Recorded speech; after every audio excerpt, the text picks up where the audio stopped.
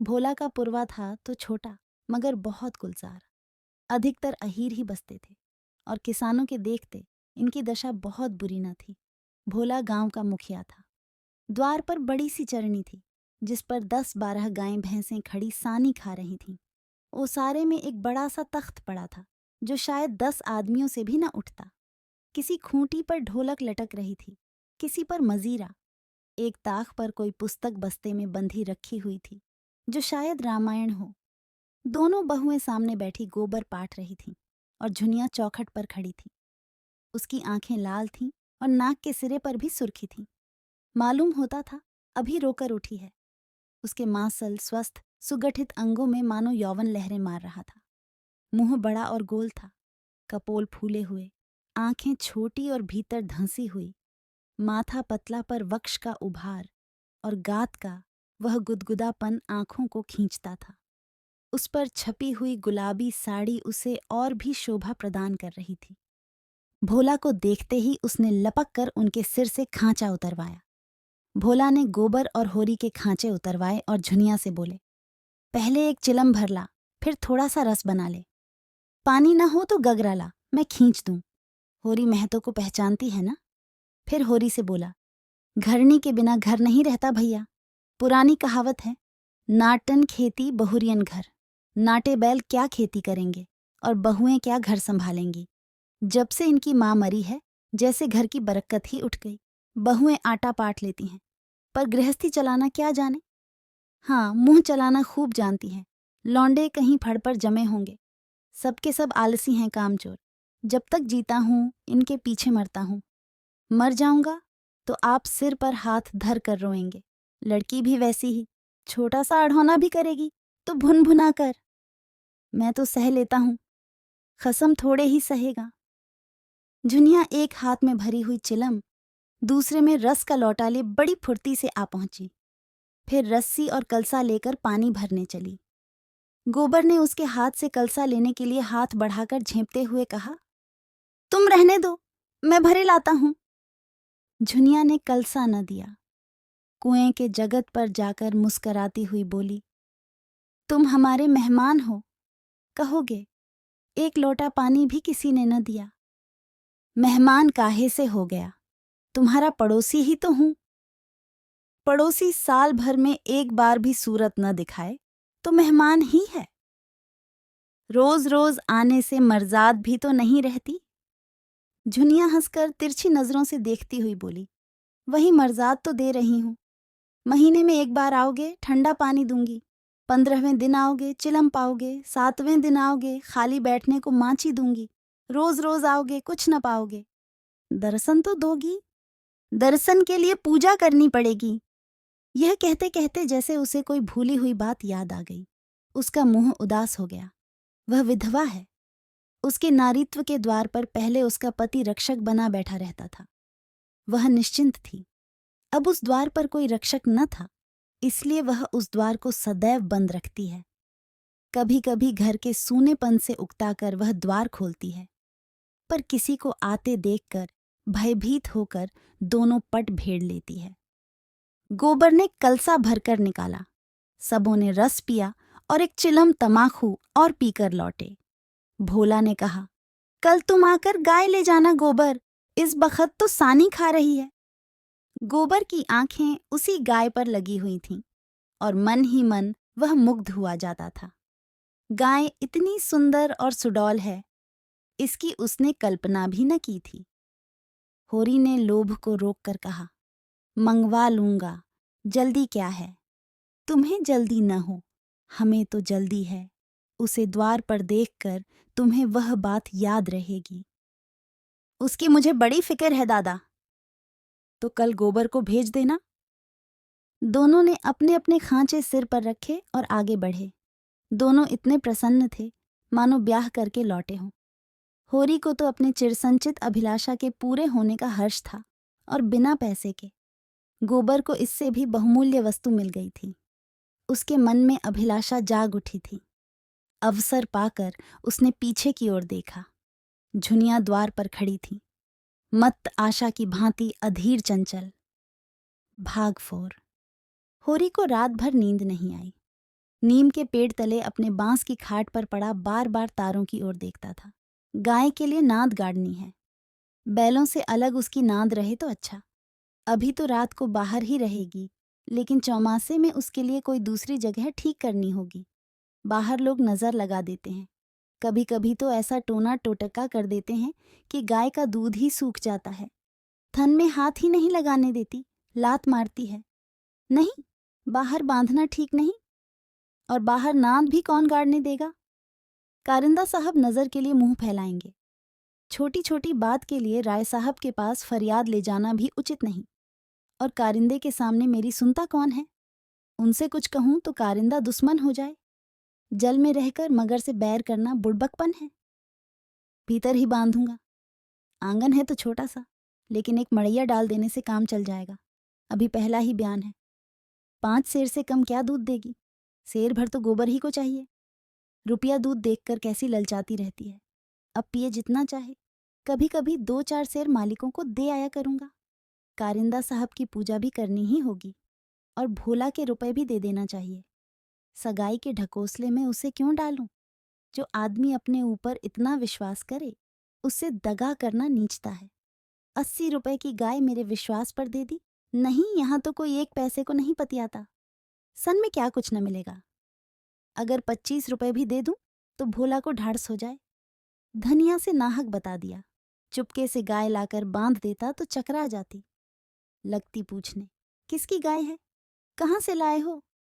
खूब दिख करके तब बताता, लेकिन जब पेट में बात पचे भी।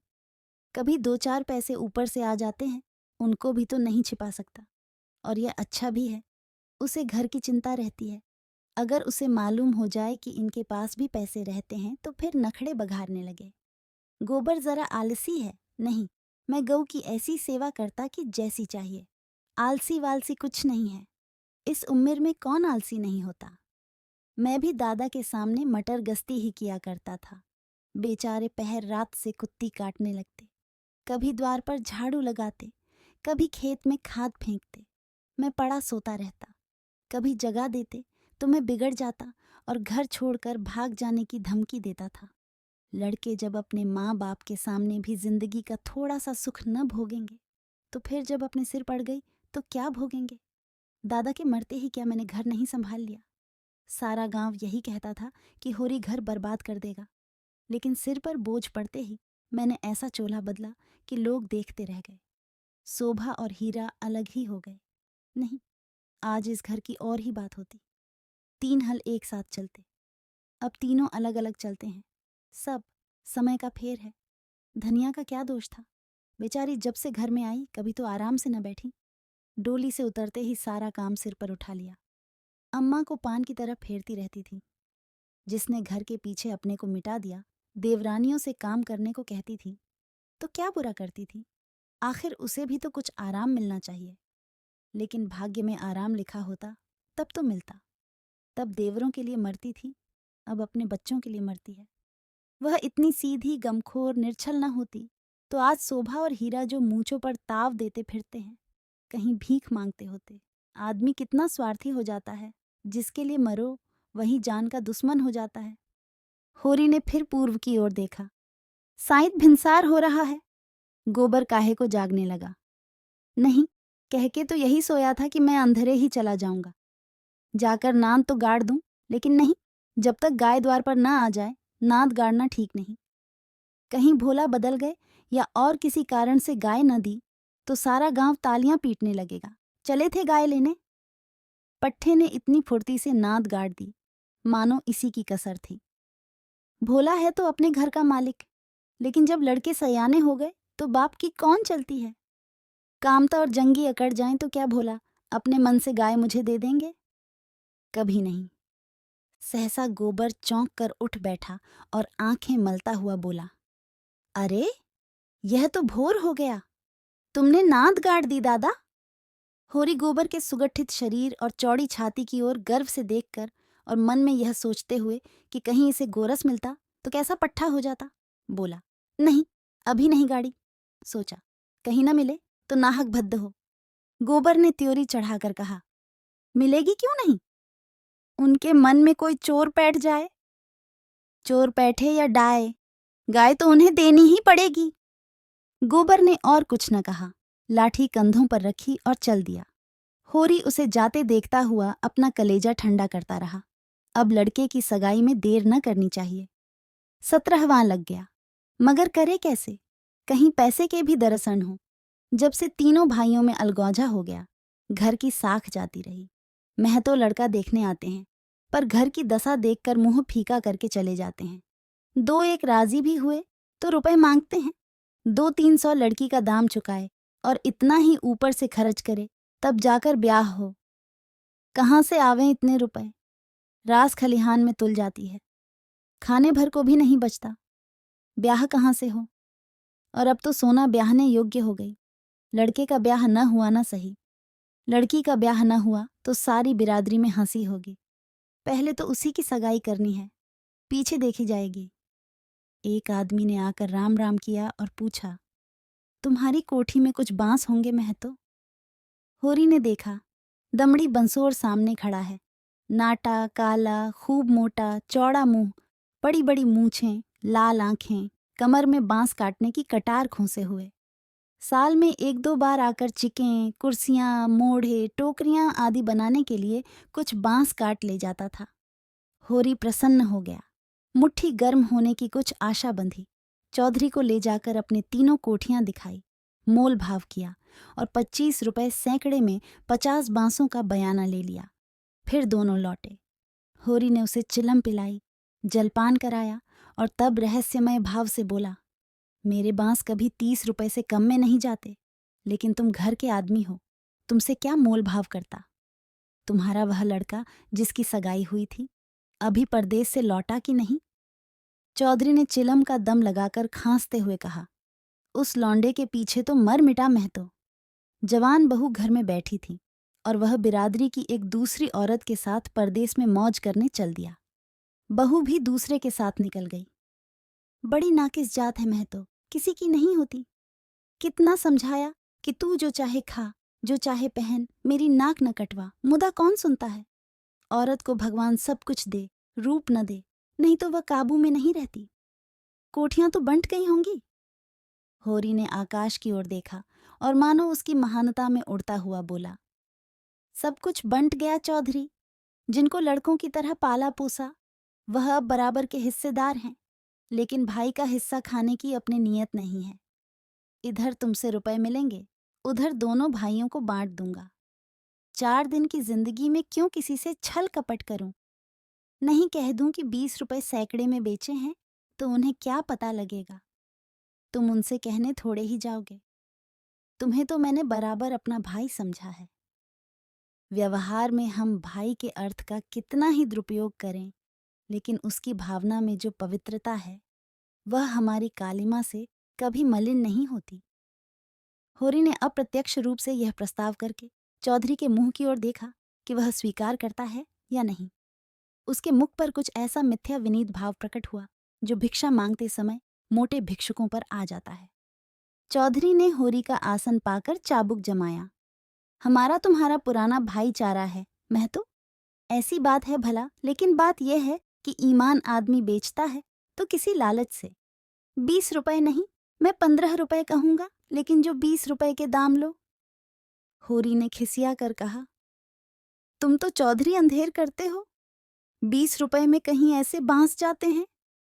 ऐसे क्या, इससे अच्छे बांस जाते हैं 10 रुपए पर। हाँ, 10 कोस और पश्चिम चले जाओ। मोल बांस का नहीं है, शहर के नगीच होने का है। आदमी सोचता है जितनी देर वहां जाने में लगेगी, उतनी देर में तो 2-4 रुपए का काम हो जाएगा। सौदा पट गया। चौधरी ने मिर्जई उतार कर छान पर रख दी और बांस काटने लगा। ऊख की सिंचाई हो रही थी। हीरा बहू कलेवा लेकर कुएं पर जा रही थी। चौधरी को बांस काटते देखकर घूंघट के अंदर से बोली, कौन बांस काटता है? यहां बांस न कटेंगे। चौधरी ने हाथ रोक कर कहा, बांस मोल लिए हैं, 15 रुपए सैकड़े का बयाना हुआ है, सेंत में नहीं काट रहे हैं। हीरा बहू अपने घर की मालकिन थी। उसी के विद्रोह से भाइयों में अलगौजा हुआ था। धनिया को परास्त करके शेर हो गई थी। हीरा कभी कभी उसे पीटता था। अभी हाल में इतना मारा था कि वह कई दिन तक खाट से न उठ सकी, लेकिन अपना पदाधिकार वह किसी तरह न छोड़ती थी। हीरा क्रोध में उसे मारता था, लेकिन चलता था उसी के इशारों पर, उस घोड़े की भांति जो कभी कभी स्वामी को लात मारकर भी उसी के आसन के नीचे चलता है। कलेवे की टोकरी सिर से उतार कर बोली, 15 रुपए में हमारे बांस न जाएंगे। चौधरी औरत जात से इस विषय में बातचीत करना नीति विरुद्ध समझते थे। बोले, जाकर अपने आदमी को भेज दो, जो कुछ कहना हो आकर कहें। हीरा बहू का नाम था पुन्नी। बच्चे 2 ही हुए थे, लेकिन ढल गई थी। बनाव सिंगार से समय के आघात का शमन करना चाहती थी, लेकिन गृहस्थी में भोजन ही का ठिकाना न था। सिंगार के लिए पैसे कहाँ से आते? इस अभाव और विवशता ने उसकी प्रकृति का जल सुखाकर कठोर और शुष्क बना दिया था, जिस पर एक बार गावड़ा भी उचट जाता था। समीप आकर चौधरी का हाथ पकड़ने की चेष्टा करती हुई बोली, आदमी को क्यों भेज दूं? जो कुछ कहना हो मुझसे कहो ना। मैंने कह दिया, मेरे बांस न कटेंगे। चौधरी हाथ छुड़ाता था और पुन्नी बार बार पकड़ लेती थी। 1 मिनट तक यही हाथापाई होती रही। अंत में चौधरी ने उसे जोर से पीछे ढकेल दिया। पुन्नी धक्का खाकर गिर पड़ी, मगर फिर संभली और पांव से तल्ली निकालकर चौधरी के सिर, मुंह, पीठ पर अंधाधुंध जमाने लगी। बंसोर होकर उसे ढकेल दे, उसका यह अपमान! मारती जाती थी और रोती भी जाती थी। चौधरी उसे धक्का देकर नारी जाति पर बल का प्रयोग करके गच्चा खा चुका था। खड़े खड़े मार खाने के सिवा इस संकट से बचने की उसके पास और कोई दवा न थी। पुन्नी का रोना सुनकर होरी भी दौड़ा हुआ आया। पुन्नी ने उसे देखकर और जोर से चिल्लाना शुरू किया। होरी ने समझा, चौधरी ने पुनिया को मारा है। खून ने जोश मारा और अलगौजे की ऊंची बाधा को तोड़ता हुआ सब कुछ अपने अंदर समेटने के लिए बाहर निकल पड़ा। चौधरी को जोर से एक लात जमा कर बोला, अब अपना भला चाहते हो चौधरी, तो यहां से चले जाओ, नहीं तुम्हारी लहास उठेगी। तुमने अपने को समझा क्या है? तुम्हारी इतनी मजाल कि मेरी बहू पर हाथ उठाओ। चौधरी कसमें खा खा कर अपने सफाई देने लगा। तल्लियों की चोट में उसकी अपराधी आत्मा मौन थी। यह लात उसे निरपराध मिली और उसके फूले हुए गाल आंसुओं से भीग गए। उसने तो बहू को छुआ भी नहीं। क्या वह इतना गंवार है कि महतों के घर की औरतों पर हाथ उठाएगा? होरी ने अविश्वास करके कहा, आंखों में धूल मत झोंको चौधरी, तुमने कुछ कहा नहीं तो बहू झूठ मूठ रोती है। रुपए की गर्मी है तो वह निकाल दी जाएगी, अलग है तो क्या हुआ, है तो एक खून। कोई तिरछी आंख से देखे तो आंख निकाल ले। पुन्नी चंडी बनी हुई थी। गला गाड़ कर बोली, तूने मुझे धक्का देकर गिरा नहीं दिया? खा जा अपने बेटे की कसम। हीरा को खबर मिली कि चौधरी और पुनिया में लड़ाई हो रही है। चौधरी ने पुनिया को धक्का दिया। पुनिया ने तल्लियों से पीटा। उसने पुर वहीं छोड़ा और औंगी लिए घटनास्थल की ओर चला। गांव में अपने क्रोध के लिए प्रसिद्ध था। छोटा डील, गट्ठा हुआ शरीर, आंखें कौड़ी की तरह निकल आई थीं और गर्दन की नसें तन गई थीं, मगर उसे चौधरी पर क्रोध न था, क्रोध था पुनिया पर। वह क्यों चौधरी से लड़ी? क्यों उसकी इज्जत मिट्टी में मिला दी? बंसोर से लड़ने झगड़ने का उसे क्या प्रयोजन था? उसे जाकर हीरा से समाचार कह देना चाहिए था। हीरा जैसा उचित समझता करता। वह उससे लड़ने क्यों गई? उसका बस होता तो वह पुनिया को पर्दे में रखता। पुनिया किसी बड़े से मुंह खोलकर बातें करे, यह उसे असह्य था। वह खुद जितना उद्दंड था, पुनिया को उतना ही शांत रखना चाहता था। जब भैया ने 15 रुपए में सौदा कर लिया तो यह बीच में कूदने वाली कौन? आते ही उसने पुन्नी का हाथ पकड़ लिया और घसीटता हुआ अलग ले जाकर लगा लाते। जमाने हरामजादी, तू हमारी नाक कटाने पर लगी हुई है। तू छोटे छोटे आदमियों से लड़ती फिरती है। किसकी पगड़ी नीची होती है बता? एक लात और जमा कर। हम तो वहां कलेऊ की बाट देख रहे हैं, तू यहाँ लड़ाई ठाने बैठी है। इतनी बेशर्मी! आंख का पानी ऐसा गिर गया, खोद कर गाड़ दूंगा। पुन्नी हाय हाय करती जाती थी और कोसती जाती थी। तेरी मिट्टी उठे, तुझे हैजा हो जाए, तुझे मरी आवे, देवी मैया तुझे लील जाए, तुझे इन्फ्लुएंजा हो जाए, भगवान करे तू कोड़ी हो जाए, हाथ पांव कट कट गिरे। और गालियां तो हीरा खड़ा खड़ा सुनता रहा, लेकिन ये पिछली गाली उसे लग गई। हैजा मरी आदि में कोई विशेष कष्ट न था। इधर बीमार पड़े, उधर विदा हो गए, लेकिन कोढ़, ये घिनौनी मौत और उससे भी घिनौना जीवन। वह तिलमिला उठा, दांत पीसता हुआ पुनिया पर झपटा और झोटे पकड़कर फिर उसका सिर जमीन पर रगड़ता हुआ बोला, हाथ पांव कट कर गिर जाएंगे तो मैं तुझे लेकर चाटूंगा। तू ही मेरे बाल बच्चों को पालेगी? तू ही इतनी बड़ी गिरस्ती चलाएगी? तू तो दूसरा भतार करके किनारे खड़ी हो जाएगी। चौधरी को पुनिया की इस दुर्गति पर दया आ गई। हीरा को उदारतापूर्वक समझाने लगा, हीरा महतो, अब जाने दो, बहुत हुआ। क्या हुआ? बहू ने मुझे मारा, मैं तो छोटा नहीं हो गया? धन्य भाग कि भगवान ने यह दिन तो दिखाया। हीरा ने चौधरी को डांटा, तुम चुप रहो चौधरी, नहीं मेरे क्रोध में पड़ जाओगे तो बुरा होगा। और तो जात इसी तरह बहकती है, आज को तुमसे लड़ गई, कल को दूसरों से लड़ जाएगी। तुम भले मानुस हो, हंस कर टाल गए, दूसरा तो बर्दाश्त न करेगा।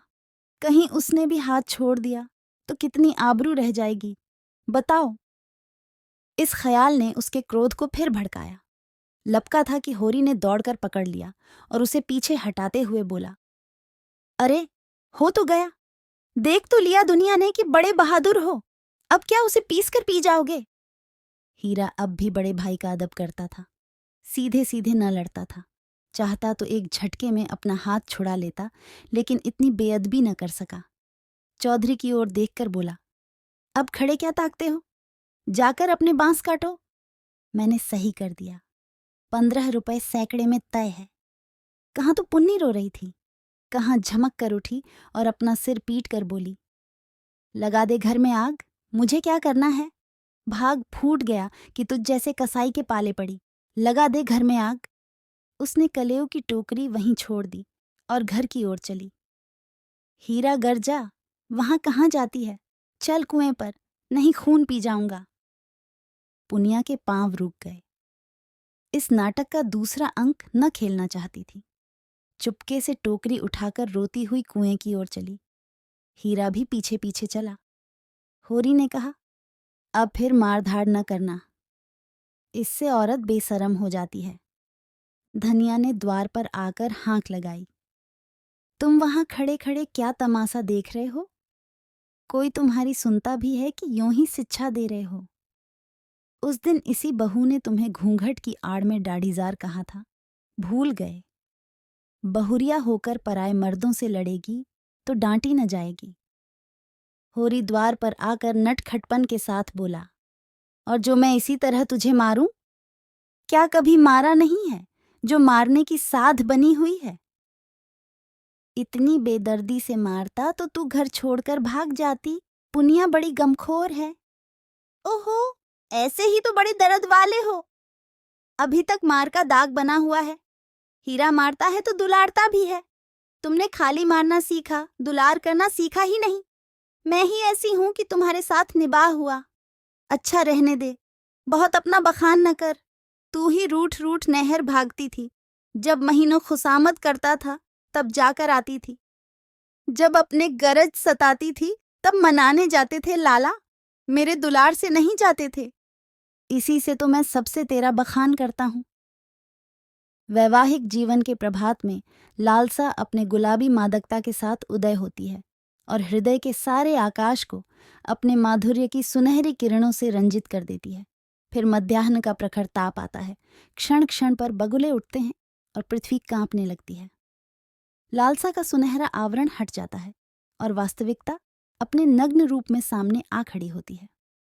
उसके बाद विश्राममय संध्या आती है, शीतल और शांत, जब हम थके हुए पथिकों की भांति दिन भर की यात्रा का वृत्तांत करते और सुनते हैं तटस्थ भाव से, मानो हम किसी ऊंचे शिखर पर जा बैठे हैं, जहां नीचे का जनरव हम तक नहीं पहुंचता। धनिया ने आंखों में रस भरकर कहा, चलो चलो, बड़े बखान करने वाले, जरा सा कोई काम बिगड़ जाए तो गर्दन पर सवार हो जाते हो। होरी ने मीठे उलाहने के साथ कहा। ले, अब यही तेरी बेइंसाफी मुझे अच्छी नहीं लगती धनिया? भोला से पूछ। मैंने उनसे तेरे बारे में क्या कहा था? धनिया ने बात बदल कर कहा। देखो, गोबर गाय लेकर आता है कि खाली हाथ? चौधरी ने पसीने में लथपथ आकर कहा। मैं तो चलकर बांस गिन लो, कल ठेला लाकर उठा ले जाऊंगा। होरी ने बांस गिनने की जरूरत न समझी। चौधरी ऐसा आदमी नहीं है, फिर एक आध बांस बेसी काट ही लेगा तो क्या? रोज ही तो मंगनी बांस कटते रहते हैं। सहालगों में तो मंडप बनाने के लिए लोग दर्जनों बांस काट ले जाते हैं। चौधरी ने 7.5 रुपए निकालकर उसके हाथ में रख दिए। होरी ने गिनकर कहा, और निकालो, हिसाब से 2.5 और होते हैं। चौधरी ने बेमुरौवती से कहा, 15 रुपए में तय हुए हैं कि नहीं? 15 रुपए में नहीं, 20 रुपए में। हीरा महतो ने तुम्हारे सामने 15 रुपए कहे थे, कहो तो बुला लाऊं? तय तो 20 रुपए में ही हुए थे चौधरी। अब तुम्हारी जीत है, जो चाहो कहो। 2.5 रुपए निकलते हैं, तुम 2 ही दे दो। मगर चौधरी कच्ची गोलियां न खेला था। अब उसे किसका डर? होरी के मुंह में तो ताला पड़ा हुआ था। क्या कहे, माथा ठोंक कर रह गया। बस इतना बोला, ये अच्छी बात नहीं है चौधरी, 2 रुपए दबाकर राजा न हो जाओगे। चौधरी तीक्ष्ण स्वर में बोला, और तुम क्या भाइयों के थोड़े से पैसे दबाकर राजा हो जाओगे? 2.5 रुपए पर अपना ईमान बिगाड़ रहे थे, उस पर मुझे उपदेश देते हो। अभी पर्दा खोल दूं तो सिर नीचा हो जाए। होरी पर जैसे सैकड़ों जूते पड़ गए। चौधरी तो रुपए सामने जमीन पर रखकर चला गया, पर वह नीम के नीचे बैठा बड़ी देर तक पछताता रहा। वह कितना लोभी और स्वार्थी है, इसका उसे आज पता चला। चौधरी ने 2.5 रुपए दे दिए होते तो वह खुशी से कितना फूल उठता। अपने चालाकी को सराहता कि बैठे बैठाए 2.5 रुपए मिल गए। ठोकर खाकर ही तो हम सावधानी के साथ पग उठाते हैं। धनिया अंदर चली गई थी। बाहर आई तो रुपए जमीन पर पड़े देखे, गिनकर बोली, और रुपए क्या हुए, 10 न चाहिए? होरी ने लंबा मुंह बनाकर कहा, हीरा ने 15 रुपए में दे दिए तो मैं क्या करता? हीरा 5 रुपए में दे दे, हम नहीं देते इन दामों। वहां मार पीट हो रही थी, मैं बीच में क्या बोलता? होरी ने अपने पराजय अपने मन में ही डाल ली, जैसे कोई चोरी से आम तोड़ने के लिए पेड़ पर चढ़े और गिर पड़ने पर धूल झाड़ता हुआ उठ खड़ा हो कि कोई देख न ले। जीत कर आप अपने धोखेबाजियों की डींग मार सकते हैं। जीत में सब कुछ माफ है। हार की लज्जा तो पी जाने की ही वस्तु है। धनिया पति को फटकारने लगी। ऐसे अवसर उसे बहुत कम मिलते थे। होरी उससे चतुर था, पर आज बाजी उसके हाथ थी। हाथ मटकाकर बोली, क्यों ना हो, भाई ने 15 रुपए कह दिए तो तुम कैसे टोकते? अरे राम राम, लाडले भाई का दिल छोटा हो जाता कि नहीं? फिर जब इतना बड़ा अनर्थ हो रहा था कि लाडली बहू के गले पर छुरी चल रही थी, तो भला तुम कैसे बोलते? उस बखत कोई तुम्हारा सरबस लूट लेता तो भी तुम्हें सुधा न होती। होरी चुपचाप सुनता रहा, मिनका तक नहीं। झुंझलाहट हुई, क्रोध आया, खून खौला, आंख जली, दांत पिसे, लेकिन बोला नहीं। चुपके से कुदाल उठाई और ऊख घोड़ने चला। धनिया ने कुदाल छीनकर कहा, क्या अभी सबेरा है जो ऊख घोड़ने चले? सूरज देवता माथे पर आ गए। नहाने धोने जाओ, रोटी तैयार है। होरी ने घुन्ना कर कहा, मुझे भूख नहीं है। धनिया ने जले पर नून छिड़का। हाँ, काहे को भूख लगेगी, भाई ने बड़े बड़े लड्डू खिला दिए हैं ना। भगवान ऐसे सपूत भाई सबको दें। होरी बिगड़ा और क्रोध अब रस्सियां तुड़ा रहा था। तू आज मार खाने पर लगी हुई है। धनिया ने नकली विनय का नाटक करके कहा, क्या करूं, तुम दुलार ही इतना करते हो कि मेरा सिर फिर गया है। तू घर में रहने देगी कि नहीं? घर तुम्हारा, मालिक तुम, मैं भला कौन होती हूं तुम्हें घर से निकालने वाली? होरी आज धनिया से किसी तरह पेश नहीं पा सकता। उसकी अक्ल जैसे कुंद हो गई है। इन व्यंग्य बाणों के रोकने के लिए उसके पास कोई ढाल नहीं है। धीरे से कुदाल रख दी और गमछा लेकर नहाने चला गया। लौटा कोई आधा घंटे में, मगर गोबर अभी तक ना आया था। अकेले कैसे भोजन करे? लौंडा वहां जाकर सो रहा। भोला कि वह मदमाती छोकरी है ना जुनिया, उसके साथ हंसी दिल लगी कर रहा होगा। कल भी तो उसके पीछे लगा हुआ था। नहीं गाय दी तो लौट क्यों नहीं आया? क्या वहां ढही देगा? धनिया ने कहा, अब खड़े क्या हो, गोबर सांझ को आएगा। होरी ने और कुछ न कहा। कहीं धनिया फिर न कुछ कह बैठे। भोजन करके नीम की छाह में लेट रहा। रूपा रोती हुई आई, नंगे बदन एक लंगोटी लगाए, झबरे बाल इधर उधर बिखरे हुए। होरी की छाती पर लौट गई। उसकी बड़ी बहन सोना कहती है, गाय आएगी तो उसका गोबर मैं पाठूंगी। रूपा यह नहीं बर्दाश्त कर सकती है। सोना ऐसी कहाँ की बड़ी रानी है कि सारा गोबर आप पाट डाले। रूपा उससे किस बात में कम है? सोना रोटी पकाती है तो क्या रूपा बर्तन नहीं मांजती?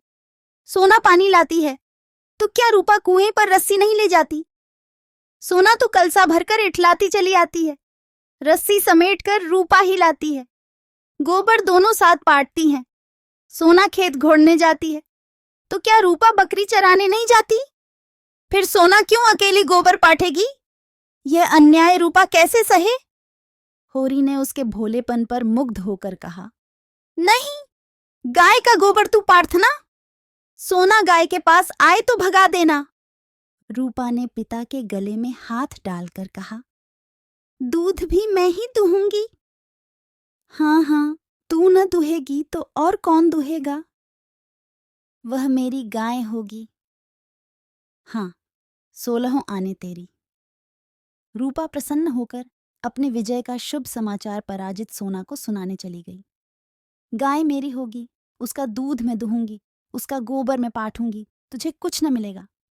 सोना उम्र से किशोरी, देह के गठन में युवती और बुद्धि से बालिका थी। जैसे उसका यौवन उसे आगे खींचता था, बालपन पीछे। कुछ बातों में इतनी चतुर कि ग्रेजुएट युवतियों को पढ़ाए, कुछ बातों में इतनी अलहड़ कि शिशुओं से भी पीछे। लंबा रूखा किंतु प्रसन्न मुख, ठोड़ी नीचे को खींची हुई, आंखों में एक प्रकार की तृप्ति, न केशों में तेल, न आंखों में काजल, न देह पर कोई आभूषण, जैसे गृहस्थी के भार ने यौवन को दबाकर बौना कर दिया हो। सिर को एक झटका देकर बोली, जा तू गोबर पाट, जब तू दूध दुह कर रखेगी तो मैं पी जाऊंगी। मैं दूध की हांडी ताले में बंद करके रखूंगी। मैं ताला तोड़कर दूध निकाल लाऊंगी। ये कहती हुई वह बाग की तरफ चल दी। आम गदरा गए थे। हवा के झोंकों से एकाध जमीन पर गिर पड़ते थे। लू के मारे छुचके पीले, लेकिन बाल वृंद उन्हें टपके समझकर बाग को घेरे रहते थे। रूपा भी बहन के पीछे होली। जो काम सोना करे वह रूपा जरूर करेगी। सोना के विवाह की बातचीत हो रही थी। रूपा के विवाह की कोई चर्चा नहीं करता, इसलिए वह स्वयं अपने विवाह के लिए आग्रह करती है। उसका दूल्हा कैसा होगा, क्या क्या लाएगा, उसे कैसे रखेगा, उसे क्या खिलाएगा, क्या पहनाएगा, इसका वह बड़ा विशद वर्णन करती, जिसे सुनकर कदाचित कोई बालक उससे विवाह करने पर राजी न होता। सांझ हो रही थी। होरी ऐसा अलसाया कि ऊख घोड़ने न जा सका। बैलों को नाद में लगाया, सानी खरीदी और एक चिलम भरकर पीने लगा। इस फसल में सब कुछ खलिहान में तौल देने पर भी कोई 300 कर्ज था, जिस पर कोई 100 रुपए सूद के बढ़ते जाते थे। मंगरू साह से आज 5 साल हुए। बैल के लिए 60 रुपए लिए थे, उसमें 60 दे चुका था, पर वह 60 रुपए ज्यों के त्यों बने हुए थे। दाता दीन पंडित से 30 रुपए लेकर आलू बोए थे। आलू तो चोर खोद ले गए और उस 30 के इन 3 बरसों में 100 हो गए थे। दुलारी विधवा सहुआइन थी, जो गांव में नून तेल तंबाकू की दुकान रखे हुए थी। बंटवारे के समय उससे 40 रुपए लेकर भाइयों को देना पड़ा था। उसके भी लगभग 100 रुपए हो गए थे, क्योंकि आने रुपए का ब्याज था।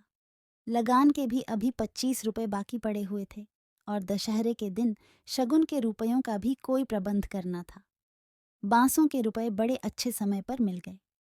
शगुन की समस्या हल हो जाएगी, लेकिन कौन जाने, यहाँ तो एक धोला भी हाथ में आ जाए तो गांव में शोर मच जाता है और लेनदार चारों तरफ से नोचने लगते हैं। ये 5 रुपए तो वह शगुन में देगा, चाहे कुछ हो जाए। मगर अब भी जिंदगी के 2 बड़े बड़े काम सिर पर सवार थे, गोबर और सोना का विवाह।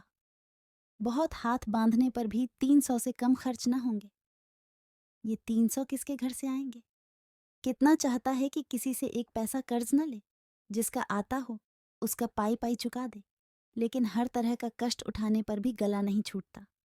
इसी तरह सूद बढ़ता जाएगा और एक दिन उसका घर द्वार सब नीलाम हो जाएगा। उसके बाल बच्चे निराश्रय होकर भीख मांगते फिरेंगे। होरी जब काम धंधों से छुट्टी पाकर चिलम पीने लगता था, तो यह चिंता एक काली दीवार की भांति चारों ओर से घेर लेती थी, जिसमें से निकलने की उसे कोई गली न सूझती थी। अगर संतोष था तो यही कि यह विपत्ति अकेले उसी के सिर न थी। प्राय सभी किसानों का यही हाल था। अधिकांश की दशा तो इससे भी बदतर थी। शोभा और हीरा को उससे अलग हुए अभी कुल 3 साल हुए थे, मगर दोनों पर 400 का बोझ लद गया था। झिंगुर 2 हल की खेती करता है, उस पर 1000 से कुछ बेसी ही देना है। जियावन महतो के घर भिखारी भीख भी नहीं पाता, लेकिन कर्जे का कोई ठिकाना नहीं। यहाँ कौन बचा है? सहसा सोना और रूपा दोनों दौड़ी हुई आईं और एक साथ बोलीं, भैया गाय ला रहे हैं। आगे आगे गाय, पीछे पीछे भैया हैं। रूपा ने पहले गोबर को आते देखा था। यह खबर सुनाने की सुरखरुई उसे मिलनी चाहिए थी। सोना बराबर की हिस्सेदार हुई जाती है, ये उससे कैसे सहा जाता? उसने आगे बढ़कर कहा, पहले मैंने देखा था, तभी दौड़ी। बहन ने तो पीछे से देखा। सोना इस दावे को स्वीकार न कर सकी। बोली, तूने भैया को कहाँ पहचाना? तू तो कहती थी कोई गाय भागी आ रही है। मैंने ही कहा भैया हैं। दोनों फिर बाग की तरफ दौड़ीं, गाय का स्वागत करने के लिए। धनिया और होरी दोनों गाय बांधने का प्रबंध करने लगे। होरी बोला, चलो जल्दी से नाद गाड़ दें। धनिया के मुख पर जवानी चमक उठी थी। नहीं, पहले थाली में थोड़ा सा आटा और गुड़ घोल कर रख दें। बेचारी धूप में चली होगी, प्यासी होगी। तुम जाकर नाद गाड़ो, मैं घोलती हूँ। कहीं एक घंटी पड़ी थी, उसे ढूंढ ले, उसके गले में बांधेंगे। सोना कहाँ गई?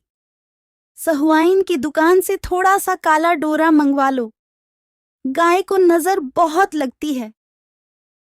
आज मेरे मन की बड़ी भारी लालसा पूरी हो गई। धनिया अपने हार्दिक उल्लास को दबाए रखना चाहती थी।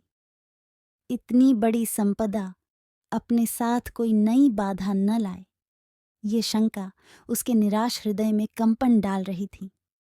आकाश की ओर देखकर बोली, गाय के आने का आनंद तो तब है कि उसका पौरा भी अच्छा हो। भगवान के मन की बात है। मानो वह भगवान को भी धोखा देना चाहती थी। भगवान को भी दिखाना चाहती थी कि इस गाय के आने से उसे इतना आनंद नहीं हुआ कि ईर्ष्यालु भगवान सुख का पलड़ा ऊंचा करने के लिए कोई नई विपत्ति भेज दें।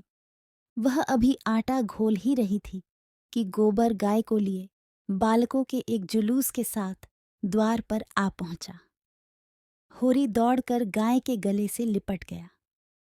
धनिया ने आटा छोड़ दिया और जल्दी से एक पुरानी साड़ी का काला किनारा फाड़कर गाय के गले में बांध दिया। होरी श्रद्धा विह्वल नेत्रों से गाय को देख रहा था, मानो साक्षात देवी जी ने घर में पदार्पण किया हो। आज भगवान ने यह दिन दिखाया कि उसका घर गऊ के चरणों से पवित्र हो गया। यह सौभाग्य न जाने किसके पुण्य प्रताप से। धनिया ने भयातुर होकर कहा, खड़े क्या हो, आंगन में नाद गाड़ दो। आंगन में जगह कहाँ है? बहुत जगह है, मैं तो बाहर ही गाड़ता हूँ। पागल न बनो, गांव का हाल जानकर भी अनजान बनते हो। अरे, बित्ते भर के आंगन में गाय कहाँ बांधोगी भाई? जो बात नहीं जानते उसमें टांग मत अड़ाया करो। संसार भर की विद्या तुम ही नहीं पढ़े हो। होरी सचमुच आपे में न था। गऊ उसके लिए केवल भक्ति और श्रद्धा की वस्तु नहीं, सजीव संपत्ति थी। वह उससे अपने द्वार की शोभा और अपने घर का गौरव बढ़ाना चाहता था। वह चाहता था लोग गाय को द्वार पर बंधी देखकर पूछें, यह किसका घर है? लोग कहें, होरी महतो का। तभी लड़की वाले भी उसकी विभूति से प्रभावित होंगे। आंगन में बंधी तो कौन देखेगा? धनिया इसके विपरीत सशंक थी। वह गाय को 7 पर्दों के अंदर छिपाकर रखना चाहती थी। अगर गाय 8 पहर कोठरी में रह सकती तो शायद वह उसे बाहर न निकलने देती। यूं हर बात में होरी की जीत होती थी। वह अपने पक्ष पर अड़ जाता था और धनिया को दबना पड़ता था, लेकिन आज धनिया के सामने होरी की एक न चली। धनिया लड़ने को तैयार हो गई। गोबर, सोना और रूपा, सारा घर होरी के पक्ष में था, पर धनिया ने अकेले सबको परास्त कर दिया। आज उसमें एक विचित्र आत्मविश्वास और होरी में एक विचित्र विनय का उदय हो गया था। मगर तमाशा कैसे रुक सकता था? गाय डोली में बैठकर तो आई न थी। कैसे संभव था कि गांव में इतनी बड़ी बात हो जाए और तमाशा न लगे? जिसने सुना सब काम छोड़कर देखने दौड़ा। यह मामूली देशी गऊ नहीं है। भोला के घर से 80 रुपए में आई है। होरी 80 रुपए क्या देंगे? 50-60 रुपए में लाए होंगे। गांव के इतिहास में 50-60 रुपए की गाय का आना भी अभूतपूर्व बात थी। बैल तो 50 रुपए के भी आए, 100 के भी आए, लेकिन गाय के लिए इतनी बड़ी रकम किसान क्या खा के खर्च करेगा? यह तो ग्वालों ही का कलेजा है कि अंजुलियों रुपए गिन आते हैं। गाय क्या है? साक्षात देवी का रूप है। दर्शकों और आलोचकों का तांता लगा हुआ था और होरी दौड़ दौड़ कर सबका सत्कार कर रहा था। इतना विनम्र, इतना प्रसन्न चित्त वह कभी न था। 70 साल के बूढ़े पंडित दाता दीन लठियां टेकते हुए आए और पोपले मुंह से बोले, कहाँ हो होरी? तनिक हम भी तुम्हारी गाय देख लें। सुना, बड़ी सुंदर है। होरी ने दौड़कर पालागन किया और मन में अभिमानमय उल्लास का आनंद उठाता हुआ बड़े सम्मान से पंडित जी को आंगन में ले गया। महाराज ने गऊ को अपने पुरानी अनुभवी आंखों से देखा। सींगें देखीं, थन देखा, पुट्टा देखा और घनी सफेद भौहों के नीचे छिपी हुई आंखों में जवानी की उमंग भरकर बोले, कोई दोष नहीं है बेटा, बाल भौंडी सब ठीक। भगवान चाहेंगे तो तुम्हारे भाग खुल जाएंगे। ऐसे अच्छे लक्षण हैं कि वाह, बस रातिब न कम होने पाए। एक एक बाछा 100-100 का होगा। होरी ने आनंद के सागर में डुबकियां खाते हुए कहा, सब आपका आशीर्वाद है दादा। दाता दीन ने सुरती की पीक ठूकते हुए कहा, मेरा आशीर्वाद नहीं है बेटा, भगवान की दया है। यह सब प्रभु की दया है। रुपए नगद दिए? होरी ने बेपरकी उड़ाई। अपने महाजन के सामने भी अपने समृद्ध प्रदर्शन का ऐसा अवसर पाकर वह कैसे छोड़े? टके की नई टोपी सिर पर रखकर जब हम अकड़ने लगते हैं, जरा देर के लिए किसी सवारी पर बैठकर जब हम आकाश में उड़ने लगते हैं, तो इतनी बड़ी विभूति पाकर क्यों ना उसका दिमाग आसमान पर चढ़े। बोला, भोला, ऐसा भला मानस नहीं है महाराज। नगद गिनाए, पूरे चौकस। अपने महाजन के सामने यह डींग मारकर होरी ने नादानी तो की थी, पर दाता दीन के मुख पर असंतोष का कोई चिन्ह न दिखाई दिया। इस कथन में कितना सत्य है, यह उनकी उन बुझी आंखों से छिपा न रह सका जिनमें ज्योति की जगह अनुभव छिपा बैठा था। प्रसन्न होकर बोले, कोई हरज नहीं बेटा, कोई हरज नहीं। भगवान सब कल्याण करेंगे। 5 सेर दूध है इसमें, बच्चे के लिए छोड़कर। धनिया ने तुरंत टोका, अरे नहीं महाराज, इतना दूध कहाँ? बुढ़िया तो हो गई है, फिर यहाँ रातिब कहाँ धरा है? दाता दीन ने मर्म भरी आंखों से देखकर उसकी सतर्कता को स्वीकार किया, मानो कह रहे हो, गृहिणी का यही धर्म है, सीटना मर्दों का काम है, उन्हें सीटने दो। फिर रहस्य भरे स्वर में बोले, बाहर न बांधना, इतना कह देते हैं। धनिया ने पति की ओर विजयी आंखों से देखा, मानो कह रही हो, लो अब तो मानोगे। दाता दीन से बोली, नहीं महाराज, बाहर क्या बांधेगे? भगवान दें तो इसी आंगन में 3 गायें और बंधा सकती हैं। सारा गांव गाय देखने आया। नहीं आए तो शोभा और हीरा, जो अपने सगे भाई थे। होरी के हृदय में भाइयों के लिए अब भी कोमल स्थान था। वह दोनों आकर देख लेते और प्रसन्न हो जाते तो उसकी मनोकामना पूरी हो जाती। सांझ हो गई। दोनों पुड़ लेकर लौट आए। इसी द्वार से निकले, पर पूछा, कुछ नहीं? होरी ने डरते डरते धनिया से कहा, न शोभा आया न हीरा, सुना न होगा? धनिया बोली, तो यहाँ कौन उन्हें बुलाने जाता है? तू बात तो समझती नहीं, लड़ने के लिए तैयार रहती है। भगवान ने जब यह दिन दिखाया है तो हमें सिर झुकाकर चलना चाहिए। आदमी को अपने सगों के मुंह से अपने भलाई बुराई सुनने की जितनी लालसा होती है, बाहर वालों के मुंह से नहीं। फिर अपने भाई लाख बुरे हों, हैं तो अपने भाई ही। अपने हिस्से बखरे के लिए सभी लड़ते हैं, पर इससे खून थोड़े ही बूट जाता है। दोनों को बुलाकर दिखा देना चाहिए, नहीं कहेंगे गाय लाए, हमसे कहा तक नहीं। धनिया ने नाक सिकोड़ कर कहा, मैंने तुमसे 100 बार 1000 बार कह दिया, मेरे मुंह पर भाइयों का बखान न किया करो। उनका नाम सुनकर मेरी देह में आग लग जाती है। सारे गांव ने सुना, क्या उन्होंने न सुना होगा? कुछ इतनी दूर भी तो नहीं रहते। सारा गांव देखने आया। उन्हीं के पांवों में मेहंदी लगी हुई थी, मगर आई कैसे? जलन हो रही होगी कि इसके घर गाय आ गई, छाती फटी जाती होगी। दिया बत्ती का समय आ गया था। धनिया ने जाकर देखा तो बोतल में मिट्टी का तेल न था। बोतल उठाकर तेल लाने चली गई। पैसे होते तो रूपा को भेजती, उधार लाना था। कुछ मुंह देखी कहेगी, कुछ लल्लो चप्पो करेगी, तभी तो तेल उधार मिलेगा। होरी ने रूपा को बुलाकर प्यार से गोद में बैठाया और कहा, जरा जाकर देख हीरा काका आ गए कि नहीं। शोभा काका को भी देखती आना। कहना दादा ने तुम्हें बुलाया है। न आए, हाथ पकड़कर खींच लाना। रूपा ठुनक कर बोली, छोटी काकी मुझे डांटती है। काकी के पास क्या करने जाएगी? फिर शोभा बहू तो तुझे प्यार करती है। शोभा काका मुझे चिढ़ाते हैं, मैं न कहूंगी। क्या कहते हैं बता? चिढ़ाते हैं? क्या कहकर चिढ़ाते हैं? कहते हैं तेरे लिए मूस पकड़ रखा है, ले जा भून कर खा ले। होरी के अंतस्थल में गुदगुदी हुई। तू कहती नहीं, पहले तुम खा लो तो मैं खाऊंगी। अम्मा मने करती हैं, कहती हैं उन लोगों के घर न जाया करो। तू अम्मा की बेटी है कि दादा की? रूपा ने उसके गले में हाथ डालकर कहा। अम्मा की ओर हंसने लगी। तो फिर मेरी गोद से उतर जा, आज मैं तुझे अपने थाली में न खिलाऊंगा। घर में एक ही फूल की थाली थी। होरी उसी थाली में खाता था। थाली में खाने का गौरव पाने के लिए रूपा होरी के साथ खाती थी। इस गौरव का परित्याग कैसे करे? हुमक कर बोली, अच्छा तुम्हारी, तो फिर मेरा कहना मानेगी कि अम्मा का?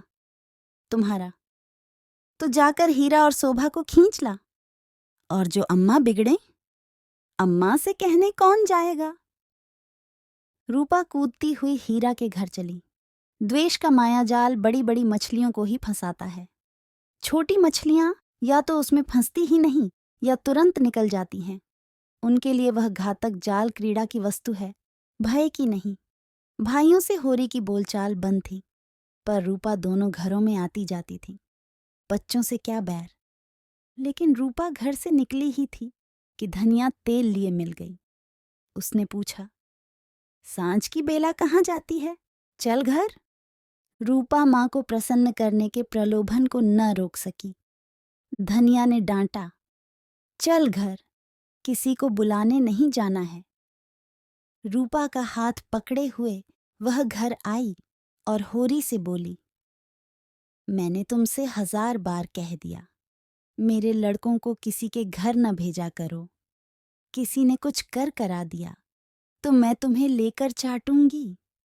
ऐसा ही बड़ा प्रेम है तो आप क्यों नहीं जाते? अभी पेट नहीं भरा जान पड़ता है। होरी नाद जमा रहा था। हाथों में मिट्टी लपेटे हुए अज्ञान का अभिनय करके बोला, किस बात पर बिगड़ती है भाई? यह तो अच्छा नहीं लगता कि अंधे कुकुर की तरह हवा को भूखा करे। धनिया को कुप्पी में तेल डालना था। इस समय झगड़ा न बढ़ाना चाहती थी। रूपा भी लड़कों में जा मिली। पहर रात से ज्यादा जा चुकी थी। नाद गड़ चुकी थी। सानी और खली डाल दी गई थी। गाय मन मारे उदास बैठी थी, जैसे कोई वधू ससुराल आई हो। नाद में मुंह तक न डालती थी। होरी और गोबर खाकर आधी आधी रोटियां उसके लिए लाए, पर उसने सूंघा तक नहीं। मगर यह कोई नई बात न थी। जानवरों को भी बहुधा घर छूट जाने का दुख होता है। होरी बाहर खाट पर बैठकर चिलम पीने लगा तो फिर भाइयों की याद आई। नहीं, आज इस शुभ अवसर पर वह भाइयों की उपेक्षा नहीं कर सकता। उसका हृदय यह विभूति पाकर विशाल हो गया था। भाइयों से अलग हो गया है तो क्या हुआ, उनका दुश्मन तो नहीं है। यही गाय 3 साल पहले आई होती तो सभी का उस पर बराबर अधिकार होता, और कल को यही गाय दूध देने लगेगी तो क्या वह भाइयों के घर दूध न भेजेगा या दही न भेजेगा? ऐसा तो उसका धर्म नहीं है। भाई उसका बुरा चेतें, वह क्यों उनका बुरा चेते? अपनी अपनी करनी तो अपने अपने साथ है। उसने नारियल खाट के पाए से लगाकर रख दिया और हीरा के घर की ओर चला। शोभा का घर भी उधर ही था। दोनों अपने अपने द्वार पर लेटे हुए थे। काफी अंधेरा था। होरी पर उनमें से किसी की निगाह नहीं पड़ी। दोनों में कुछ बातें हो रही थीं। होरी ठिठक गया और उनकी बातें सुनने लगा। ऐसा आदमी कहाँ है जो अपने चर्चा सुनकर टाल जाए? हीरा ने कहा, जब तक एक में थे एक बकरी भी नहीं ली, अब पछाई गाय ली जाती है। भाई का हक मारकर किसी को फलते फूलते नहीं देखा। शोभा बोला, यह तुम अन्याय कर रहे हो हीरा। भैया ने एक एक पैसे का हिसाब दे दिया था। यह मैं कभी न मानूंगा कि उन्होंने पहले की कमाई छिपा रखी थी। तुम मानो चाहे न मानो, है यह पहले की कमाई। अच्छा, तो यह रुपए कहाँ से आ गए? कहाँ से हुन बरस पड़ा? उतने ही खेत तो हमारे पास भी हैं, उतनी ही उपज हमारी भी है। फिर क्यों हमारे पास कफन को कौड़ी नहीं और उनके घर नई गाय आती है? उधार लाए होंगे। भोला उधार देने वाला आदमी नहीं है। कुछ भी हो, गाय है बड़ी सुंदर। गोबर लिए जाता था तो मैंने रास्ते में देखा। बेईमानी का धन जैसे आता है वैसे ही जाता है। भगवान चाहेंगे तो बहुत दिन गाय घर में न रहेगी। होरी से और न सुना गया। वह बीती बातों को बिसार कर अपने हृदय में स्नेह और सौहार्द भरे भाइयों के पास आया था। इस आघात ने जैसे उसके हृदय में छेद कर दिया और वह रस भाव उसमें किसी तरह नहीं टिक रहा था। लत्ते और चिथड़े ठूंस कर अब उस प्रवाह को नहीं रोक सकता। जी में एक उबाल आया कि उसी क्षण इस आक्षेप का जवाब दे, लेकिन बात बढ़ जाने के भय से चुप रह गया। अगर उसकी नीयत साफ है तो कोई कुछ नहीं कर सकता। भगवान के सामने वह निर्दोष है। दूसरों की उसे परवाह नहीं। उल्टे पांव लौट आया और वह जला हुआ तंबाकू पीने लगा, लेकिन जैसे वह विष प्रतिक्षण उसकी धमनियों में फैलता जाता था। उसने सो जाने का प्रयास किया, पर नींद न आई। बैलों के पास जाकर उन्हें सहलाने लगा। विष शांत न हुआ। दूसरी चिलम भरी, लेकिन उसमें भी कुछ रस न था। विष ने जैसे चेतना को आक्रांत कर दिया हो। जैसे नशे में चेतना एकांगी हो जाती है, जैसे फैला हुआ पानी एक दिशा में बहकर वेगवान हो जाता है, वही मनोवृत्ति उसकी हो रही थी। उसी उन्माद की दशा में वह अंदर गया। अभी द्वार खुला हुआ था। आंगन में एक किनारे चटाई पर लेटी हुई धनिया सोना से देह दबवा रही थी, और रूपा जो रोज सांझ होते ही सो जाती थी, आज खड़ी गाय का मुंह सहला रही थी। होरी ने जाकर गाय को खूंटे से खोल लिया और द्वार की ओर ले चला। वह इसी वक्त गाय को भोला के घर पहुंचाने का दृढ़ निश्चय कर चुका था। इतना बड़ा कलंक सिर पर लेकर वह अब गाय को घर में नहीं रख सकता, किसी तरह नहीं। धनिया ने पूछा, कहाँ लिए जाते हो रात को? होरी ने एक पग बढ़ाकर कहा, ले जाता हूं भोला के घर। लौटा दूंगा? धनिया को विस्मय हुआ, उठकर सामने आ गई और बोली, लौटा क्यों दोगे? लौटाने के लिए ही लाए थे। हाँ, इसके लौटा देने में ही कुशल है। क्यों, बात क्या है? इतने अरमान से लाए और अब लौटाने जा रहे हो? क्या भोला रुपए मांगते हैं? नहीं, भोला यहाँ कब आया? तो फिर क्या बात हुई? क्या करोगी पूछकर? धनिया ने लपक कर पघिया उसके हाथ से छीन ली। उसकी चपल बुद्धि ने जैसे उड़ती हुई चिड़ियां पकड़ ली। बोली, तुम्हें भाइयों का डर हो तो जाकर उनके पैरों पर गिरो। मैं किसी से नहीं डरती। अगर हमारी बढ़ती देखकर किसी की छाती फटती है तो फट जाए, मुझे परवाह नहीं है। होरी ने विनीत स्वर में कहा, धीरे धीरे बोल महारानी, कोई सुने तो कहे ये सब इतनी रात गए लड़ रहे हैं। मैं अपने कानों से क्या सुनाया हूं, तू क्या जाने। यहाँ चर्चा हो रही है कि मैंने अलग होते समय रुपए दबा लिए थे और भाइयों को धोखा दिया था। यही रुपए अब निकल रहे हैं। हीरा कहता होगा, सारा गांव कह रहा है, हीरा को क्यों बदनाम करूं? सारा गांव नहीं कह रहा है, अकेला हीरा कह रहा है। मैं अभी जाकर पूछती हूं ना कि तुम्हारे बाप कितने रुपए छोड़कर मरे थे। दाढ़ीदारों के पीछे हम बर्बाद हो गए, सारी जिंदगी मिट्टी में मिला दी, पाल पोस कर संडा किया और अब हम बेईमान हैं। मैं कह देती हूँ, अगर गाय घर के बाहर निकली तो अनर्थ हो जाएगा। रख लिए हमने रुपए, दबा लिए, बीज खेत दबा लिए। डंके की चोट कहती हूँ, मैंने हंडे भर असरफियां छिपा ली। हीरा और शोभा और संसार को जो करना हो कर ले। क्यों ना रुपए रख लें? दो दो संडों का ब्याह नहीं किया, गौना नहीं किया। होरी सिटपिटा गया। धनिया ने उसके हाथ से पगहिया छीन ली और गाय को खूंटे से बांधकर द्वार की ओर चली। होरी ने उसे पकड़ना चाहा, पर वह बाहर जा चुकी थी। वहीं सिर थामकर बैठ गया। बाहर उसे पकड़ने की चेष्टा करके वह कोई नाटक नहीं दिखाना चाहता था। धनिया के क्रोध को खूब जानता था। बिगड़ती है तो चंडी बन जाती है, मारो काटो सुनेगी नहीं। लेकिन हीरा भी तो एक ही गुस्सेवर है, कहीं हाथ चला दे तो परलय ही हो जाए। नहीं, हीरा इतना मूर्ख नहीं है। मैंने कहाँ से कहाँ ये आग लगा दी। उसे अपने आप पर क्रोध आने लगा। बात मन में रख लेता तो क्यों ये टंटा खड़ा होता। सहसा धनिया का कर्कश स्वर कान में आया। हीरा की गरज भी सुन पड़ी। फिर पुन्नी की पैनी पीक भी कानों में चुभी। सहसा उसे गोबर की याद आई। बाहर लपक कर उसकी खाट देखी। गोबर वहां न था। गजब हो गया, गोबर भी वहां पहुंच गया। अब कुशल नहीं, उसका नया खून है, न जाने क्या कर बैठे। लेकिन होरी वहां कैसे जाए? हीरा कहेगा, आप तो बोलते नहीं, जाकर इस डाइन को लड़ने के लिए भेज दिया। कोलाहल प्रतिक्षण प्रचंड होता जाता था। सारे गांव में जाग पड़ गई। मालूम होता था कहीं आग लग गई है और लोग खाट से उठ उठ बुझाने दौड़े जा रहे हैं। इतनी देर तक तो वह जब्त किए बैठा रहा, फिर न रहा गया। धनिया पर क्रोध आया। वह क्यों चढ़कर लड़ने गई? अपने घर में आदमी न जाने किसको क्या कहता है। जब तक कोई मुंह पर बात न कहे, यही समझना चाहिए कि उसने कुछ नहीं कहा। होरी की कृषक प्रकृति झगड़े से भागती थी। चार बातें सुनकर गम खा जाना इससे कहीं अच्छा है कि आपस में तनाजा हो। कहीं मारपीट हो जाए तो थाना पुलिस हो, बंधे बंधे फिरो, सबकी चिरौरी करो, अदालत की धूल फांको, खेती बाड़ी जहन्नुम में मिल जाए। उसका हीरा पर तो कोई बस न था, मगर धनिया को तो वह जबरदस्ती खींच ला सकता है। बहुत होगा, गालियां दे लेगी, एक दो दिन रूठी रहेगी, थाना पुलिस की नौबत तो न आएगी। जाकर हीरा के द्वार पर सबसे दूर दीवार की आड़ में खड़ा हो गया। एक सेनापति की भांति मैदान में आने के पहले परिस्थिति को अच्छी तरह समझ लेना चाहता था। अगर अपनी जीत हो रही है तो बोलने की कोई जरूरत नहीं, हार हो रही है तो तुरंत कूद पड़ेगा। देखा तो वहां 50 आदमी जमा हो गए हैं।